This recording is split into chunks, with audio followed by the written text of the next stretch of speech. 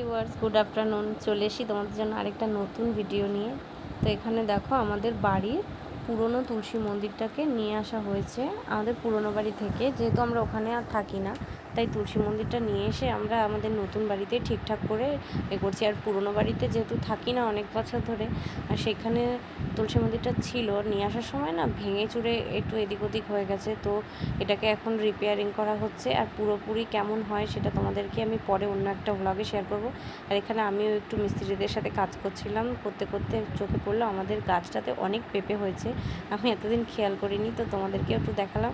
আর এদিকে দেখো তুলসী মন্দিরের পাশে আমাদের একটা জবা গাছ ছিল, সেই ফুল গাছটাকেও আর কাটলাম না, গাছটা সমেতই করেছি। বলতে বলতে তোমাদের দাদাভাই চলে এসেছে। আমাদের পেয়ারা বাগান আছে, আগে ভিডিওতে দেখিয়েছি তোমাদেরকে, সেইখানে পেয়ারা আজকে তোলা হয়েছে। সে পেয়ারাগুলো পেরে নিয়ে আসা হয়েছে, সেগুলো নিয়ে এসছে। এবার এগুলোকে দুজনে হাতে হাতে ধরে গাড়ি থেকে নামিয়ে নেব।